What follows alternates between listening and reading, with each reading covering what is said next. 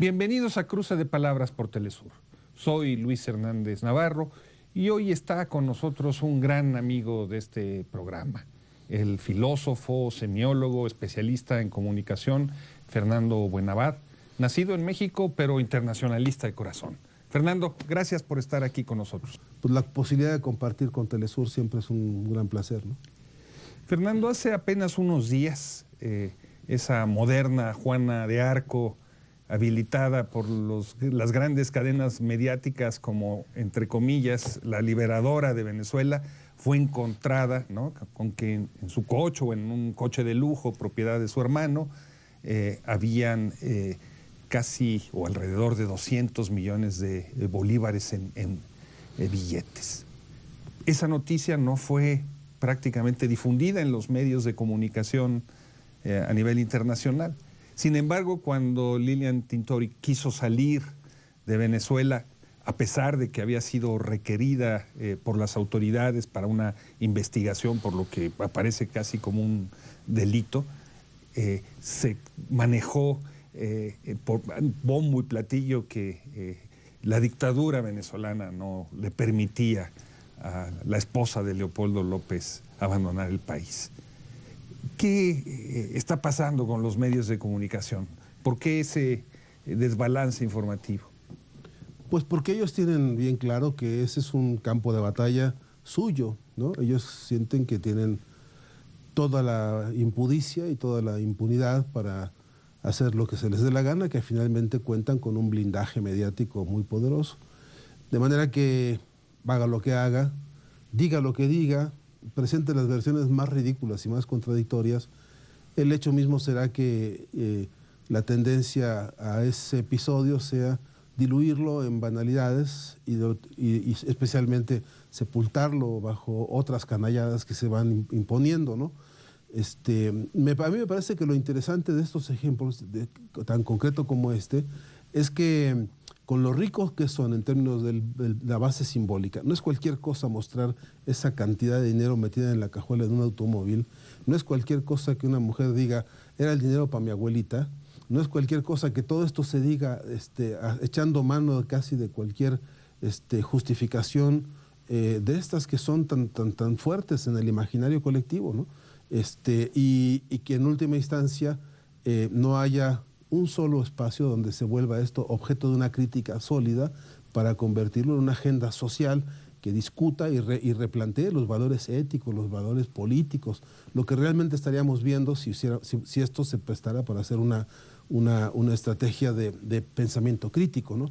Y todo lo contrario, te repito, ellos saben cómo convertir esto en una anécdota, en algo intrascendente, pero a un costo brutal, que es el de permitir que otras muchas cosas se sobrepongan, incluso sabiendo que son falacias, ¿no? Al referirse a este hecho, el periódico español El País lo calificó de el desliz de Lilian Tintori. Una pequeña falta llevar 200 millones de billetes en la cajuela. Ellos los tienen muy acostumbrados a esto, ¿no? Ellos pusieron el rostro de un señor en un quirófano, en primera plana de una fecha muy nefasta, diciendo que era el presidente Hugo Chávez, ¿no? Haciéndonos creer que estaba fallecido o agonizante, y horas después se probó que era otro señor que no tenía nada que ver y que estaba siendo atendido, en fin, y que pagaron cantidades muy grandes por esa fotografía, y que era toda una operación, toda una orquestación en ese mismo periódico, ¿no? Que también fue un desliz. Al final, para ellos, esos deslices se los autodisculpan y pasan a esta especie de desmemoria de la impudicia, ¿no?, con que se manejan. Pero después ellos mismos son los que se erigen en los grandes censores y los grandes dueños de la ética periodística, ¿no? ¿Qué habría pasado si ese dinero hubiera sido encontrado en el automóvil de un dirigente chavista? Tendríamos ya algunos barcos norteamericanos cercanos a las costas de Venezuela haciendo ya ensayos ¿no?, de desembarco, etcétera, para justificar y poner en evidencia esta locura de la gran corrupción que está hundiendo a Venezuela, etcétera, etcétera, las acusaciones contra el chavismo. No se nos olvide que estamos como dice mi querido amigo Ernesto Villegas, ministro de Comunicación allá en Venezuela, estamos quizá en presencia de la peor, de la más compleja, dura, inmensa etapa de fake news, de noticias falsas. Quizá como nunca estamos en presencia de un episodio mundial en el que la magnitud en centímetros periodísticos, la magnitud en segundos y minutos en todo el planeta de agresiones contra un país haya roto todas las expectativas y todos los récords, ¿no? Telesur acaba de difundir un reportaje donde una periodista, vamos a decirle así, colombiana, sobornaba a un supuesto guardia de seguridad venezolano para que confesara que en Venezuela se torturaba. Salió en la grabación que no era así. ¿Esto forma parte de esta estrategia?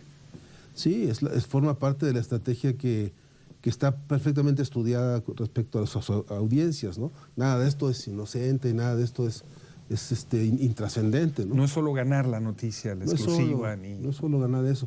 Es fabricar un mecanismo que a mí me interesa mucho ahora, que estamos haciendo algunos trabajos en la universidad en la que yo trabajo ahora sobre esto. Es, ¿en qué momento va a conseguirse con esto que tú ya no necesites que te mienta un medio y tú ya crees un conjunto de supuestos con los que tú te empiezas a mentir a ti mismo y entonces ya traes tu propio chip de mentiras que tú te crees, ¿no? Que tú fabricas y que tú retroalimentas?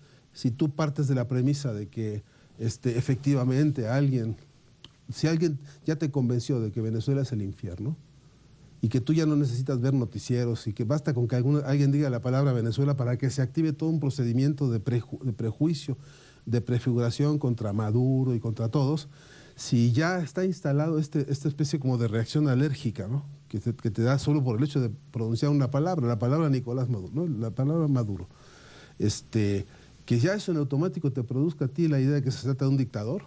Es un mecanismo de fabricación semiótica que está en los laboratorios de guerra psicológica que conocemos y que ellos saben muy bien cómo proceder, ¿no? Pero tienen su público muy concreto para eso.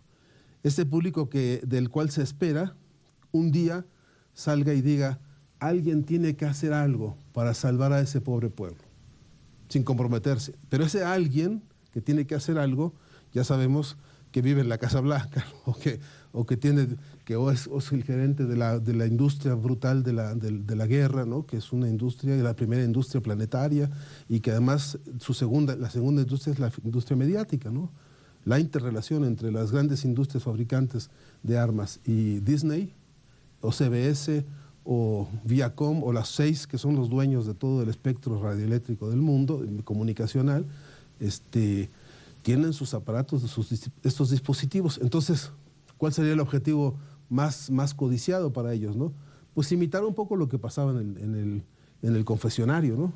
Que tú ibas y te decías, acúsome, padre, de haber sido no sé qué pecador, y tú ya salías a la vida real aceptando que eres un pecador y que todo lo que haces está manchado por el pecado original, o quién sabe cuántas variedades de pecado. Y con esa autocensura, con esa autocalificación, con esa mecánica del autodesprecio, se está creando este universo de la llamada posverdad, ¿no? Donde tú analizabas hace ya unos cuantos años una serie de televisión que en inglés se llama The Good Wife, ¿no? La historia de una abogada, esposa de un político notable, acaba siendo gobernador de su estado, que de repente tiene que litigar sobre Venezuela. Y ahí aparece toda una imagen de Hugo Chávez, otra vez como el dictador, violador de derechos humanos, antidemocrático, etcétera, etcétera. Aquí no estamos hablando en el terreno de la información, estamos hablando del terreno del entretenimiento, ¿no? Sí. Diera la impresión de que se trata de una estrategia que camina de la mano, ¿no? Sí, porque hoy ya hay nuevas salas de redacción para eso, ¿no? Hace rato que en el mundo de las series televisivas podríamos rastrear incluso, si quieres, los periodos, ¿no? En que se ha dado esto, pero hay un punto que es un punto de inflexión interesante, es en qué momento los servicios de inteligencia de los gobiernos los servicios de espionaje oficiales pasaron a convertirse en guionistas y productores de televisión. ¿En qué momento ellos empezaron? Por ejemplo, la DEA empezó a escribir series de televisión como El Señor de los Cielos, ¿no? O series como las del Chapo, ¿no? O la de Breaking Bad, que al final dicen, ¿no?, supervisada por la DEA, ¿no? Lo dicen ellos, no estoy inventando. Entonces, ¿en qué momento este mundo perverso del espionaje, de la construcción de lo que llaman pruebas falsas, ¿no?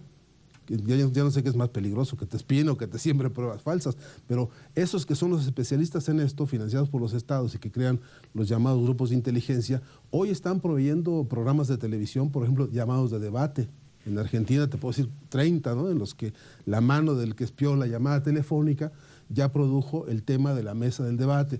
En esa serie de la esposa, buena esposa, buena no sé, esposa, Good Wife, ¿no? En inglés es Good Wife, sí. Además se trataba de demostrar que Chávez era un farsante que transaba con los gringos y él hacía los negocios por atrás y entonces ya tenía negociados de, bueno, pero deposítame para que yo pague y haga y mueva, y donde además los muy siempre sacrosantos despachos jurídicos norteamericanos, que son el paradigma de la ética y como ellos dicen, además tenían que manejar con un palito al alacrán corrupto que era Chávez, ¿no? Y que estaba haciendo todas esas trampas y tranzas. Es el cruce del entretenimiento que después lo ves hoy, que te dicen Maduro tiene negocios en Estados Unidos, ¿no?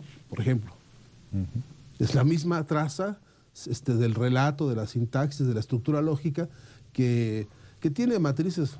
Mira, si pudiésemos tener los recursos para hacer un buen laboratorio de semiótica.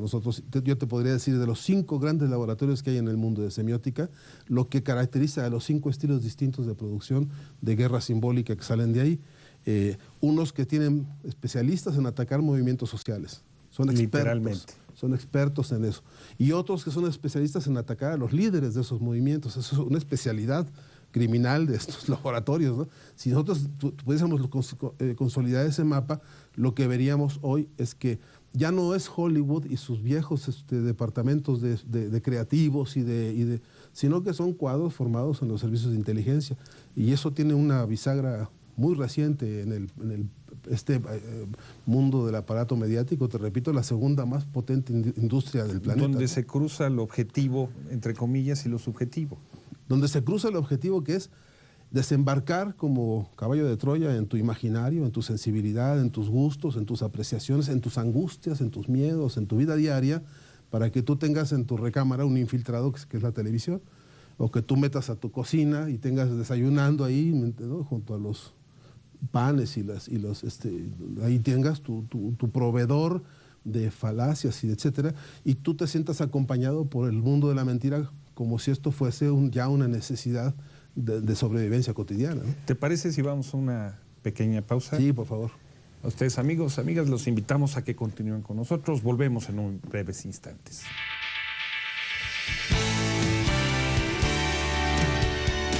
Estamos ya de vuelta en Cruce de Palabras, conversando con el filósofo Fernando Buenabad sobre la guerra mediática en contra de la revolución bolivariana.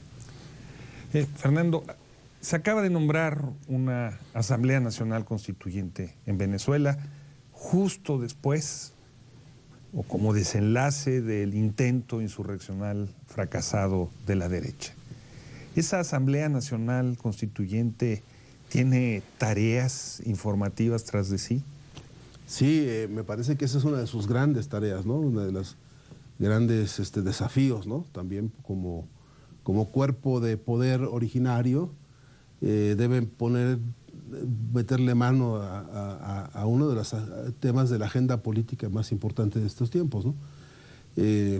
No hay duda que tiene una prioridad inmensa en esa asamblea el problema de la guerra económica, que no es cualquier cosa, pero el problema de lo mediático es directamente una derivante de esta guerra económica. No se puede entender separado, ¿no?, el tema de la guerra económica de la guerra mediática, ¿no? Al respecto de eso, creo que la Asamblea tiene, por una parte, tareas de revaloración autocrítica donde tiene que ponerse en perspectiva qué ha ocurrido en las décadas recientes en materia de comunicación. Para por lo menos dos grandes campos. Uno, la comunicación que al Estado le compete como informador frente a una sociedad civil que tiene que saber exactamente de dónde se hace y por qué se hace lo que el Estado está haciendo, ¿no? Con toda la transparencia que eso requiere, ¿no? Soy cauteloso con la palabra transparencia, porque también se ha usado para cada canallada, pero me refiero ahora para hacerle translúcido pues, al pueblo. O sea, uno es el orden de la información pública organizada como información del Estado. Sí, y eso recorre en qué se gasta el presupuesto o las campañas de salud pública, de vacunaciones o de atención a problemáticas distintas de la vivienda, etcétera, ¿no? En eso hay un aparato que necesita funcionar muy aceitada y muy correctamente, que es el sistema de medios públicos, ¿no? Ahí hay que hacer una revisión, me parece, una autocrítica profunda y un balance. Estamos necesitados de un balance de la experiencia comunicacional del sistema de medios públicos para replantear. No se ha hecho. Se ha hecho parcialmente, sí, pero creo que muy desordenadamente y todavía no sistematizadamente. Entonces, creo que estamos en el momento en que la Asamblea debería y podría, hoy podría, porque es el poder, el máximo poder posible en Venezuela, llamar a sistematizar este tramo de la experiencia que se ha tenido y que tiene grandes logros, que tiene conquistas comunicacionales que son un embelezo estudiarlas, ¿no? Una de ellas, ni duda cabe, es el programa Aló Presidente, que sintetiza en él mismo todos los desafíos. A nadie se le hubiera ocurrido nunca decir que un programa con un señor sentado frente a una cámara hablando 8 horas iba a ser una cosa entretenida para nadie, ¿no? Sin embargo, se convirtió en una escuela de formación política, entre otras cosas, fenomenal. Eso hay que estudiarlo y aprovecharlo y aprenderle, etcétera. Y luego profundizarlo, ¿no? Continuarlo. Desde el punto de vista del aparato, te repito, de las estructuras de la comunicación de medios públicos. Pero está también, y está pendiente, el desarrollo de los medios alternativos y comunitarios, el Consejo Comunal convertido en comunicación, la comunicación que rompe con la comunicación representativa para volverse comunicación participativa. ¿Qué quiere decir eso? Quiere decir que no necesitamos que alguien se vuelva el traductor de lo que los pueblos están protagonizando. Pero los medios no son por definición una mediación, valga el término, ¿no? Nos han querido vender como única opción eso, pero hay experiencias magníficas que incluso Venezuela desarrolló, como Vive TV, donde las comunidades, teniendo disponibilidad de las herramientas, produce un relato que es el suyo, sin tenerle que pedir permiso a nadie más que a ellos mismos para crear una comunicación con consenso de base. Esa experiencia necesita mucho trabajo. Hay que desarrollarla hasta sus máximos porque va a ser la única capaz de corregir a la otra, de alimentar a la otra, a la comunicación del sistema de medios públicos y hacerla legítima, ¿no? Darle la legitimidad política, la legitimidad discursiva y semiótica. La que tiene ahora es una legitimidad de Estado, de leyes, y que está bien porque hay una situación revolucionaria con un montón de etapas transicionales y falta mucho por desarrollarse. Pero lo que es cierto es que este otro gran músculo que se ha ido produciendo, no es que no haya medios alternativos y comunitarios, es que sí los hay muchos. El problema es que es un gran archipiélago todavía inconexo. Esa red que hay que construir de puentes entre todos ellos es la que tiene que dar el baluarte comunicacional que modificará todo. Y no es tan difícil. La Asamblea puede bocetar un gran modelo jurídico-político que permita este rediseño, ¿no? Internacionalmente, una de las cosas que sistemáticamente se manejan es que en Venezuela no hay libertad de expresión. Esta nueva participación en ese espacio de la Asamblea Nacional Constituyente no ahondará en esta dirección, ¿no? Será leída como un intento por ahogar los espacios que sobreviven de libertad de expresión en ese país. Seguro va a ser leída así, pero no quiere decir que eso será correcto, ¿no? Acabamos de escuchar, voy a decir una cosa muy desagradable, si me permites, en estos horarios que pasa tu programa, me lo van a tener que perdonar. Hemos visto esta monstruosidad que se llama Vicente Fox, diciendo las cosas más verdaderamente aberrantes. Es un personaje pornográfico. Un pornográfico, ¿no? Sí. Que se exhibe con toda impudicia, rodeado de micrófonos, yo no sé cuántos le hacían falta, diciendo que no hay libertad de expresión en Venezuela y en Colombia. Es decir, lo van a decir, de todas maneras lo van a decir. Pero a mí realmente me tiene sin cuidado lo que van a decir ellos, porque si el decir de ellos es ahora mismo andar por Europa arrodillándose para pedir invasiones contra su país, pues ese es un decir que está condenado a que el pueblo de Venezuela dicte su veredicto, ¿no?, frente a eso. Pero el otro campo del otro debate es que tú tienes proyectos sociales y socialistas en Venezuela creciendo y extrañando y demandando como un clamor lo que para Chávez era una gran preocupación, ¿no?, la gran preocupación de lo mediático, lo comunicacional, y que tenía que ver con que alguna vez, y de una vez y por todas, no tuvieras que pedirle permiso a nadie para hacer uso de tu voz, ¿no? Que tú no tuvieras que estarle tocando la puerta a alguien para que, oye, déjame decirte lo que pienso.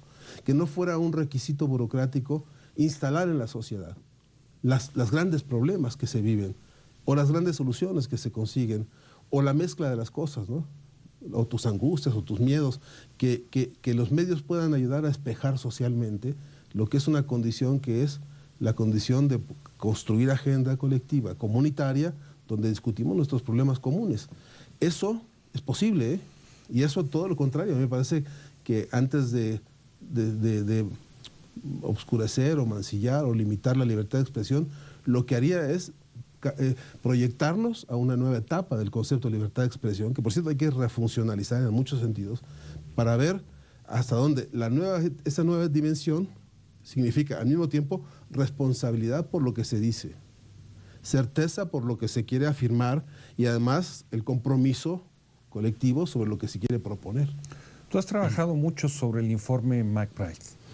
¿En qué consiste este informe y cuál sería su pertinencia en el caso específico de Venezuela hoy? Sabes que en los años 70 el grupo de países no alineados había dicho cuánta falta nos hace un nuevo orden económico mundial. Y cuando se pensó eso, se pensó, bueno, inmediático, ¿no? Entonces, en aquel entonces algunos viejos luchadores que estaban trabajando para la UNESCO dijeron, óyeme, tomemos esa propuesta que es muy valiosa, pero comencemos por hacer un diagnóstico. Y crean un centro de estudios para la problemática comunicacional en todo el planeta. Mira si eran ambiciosos esto. Y entonces le encargan a un viejo luchador por los derechos humanos, Sean McBride, un irlandés magnífico que mereció el Premio Nobel de la Paz y el Premio Lenin de la Paz. Es decir, toda su vida en la lucha en Irlanda por la emancipación de ese pueblo y por su libertad. En fin, y él, director entonces del proyecto, agota todas las instancias, invita a medio mundo, crea reuniones en todo el planeta y llega con un documento que es un informe de la situación en aquel entonces, 1980, de la problemática comunicacional. Las dos tesis que atraviesan ese documento como más importantes son: hay un proceso acelerado de concentración monopólica que es una advertencia y un riesgo contra las democracias. Estamos hablando de 1980. 80. Hace ya casi 37 años. Sí, y la otra tesis fuerte es que con la concentración monopólica se está asegurando la exclusión de la mayoría. Y el documento entonces termina llamándose Informe Mundial por un nuevo orden mundial de la comunicación y de la información, un solo mundo, voces múltiples. Y ese informe, así como fue aceptado, aprobado por consenso en la ONU, así lo metieron al refrigerador, porque el entonces presidente de Estados Unidos, se me está borrando el nombre ahora. ¿Nixon o...? No, el vaquero, hombre, Ford, no. Bush, no. El otro hombre que Lyndon Johnson, no, eso es anterior. Bueno, ahora voy a acordarme, ¿no? De todas maneras. El asunto es que deciden que no, que informe ni que nada.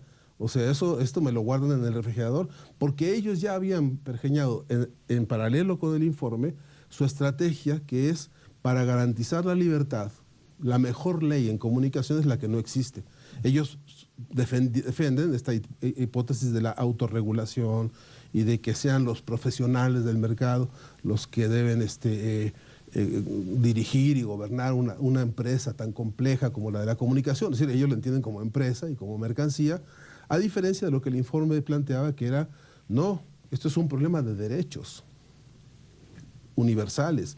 que es el derecho a estar informado, con libertad, con suficiencia, con calidad, para poder actuar en la construcción de la comunidad. Por cierto, la palabra comunicación significa eso, construcción de comunidad. ¿Y eso qué pertinencia tiene para la Venezuela de hoy? Me parece que es un desafío. Cuando digo desafío, estoy tratando de decir que hay que recoger los mejores aportes que se tienen para desde ahí continuar, ¿no? Impulsarse, para no perder tiempo tratando de hacer lo que ya está hecho, ¿no? Y yo creo que hoy por hoy ese logro del informe McBride, sus grandes contribuciones, son un regalo así envuelto con moño y todo para la Asamblea, en Venezuela, la Asamblea que es el máximo poder y que tiene que poder comunicar y comunicarse hacia adentro con una nueva recategorización de este fenómeno, de estas herramientas y de esta guerra, ¿no? Que es una guerra abierta en materia de comunicación, donde además tenemos condiciones muy asimétricas, ¿no? Tú dirías, este informe tiene entonces actualidad, a pesar de esos 37 años que han pasado desde que fue dado a conocer.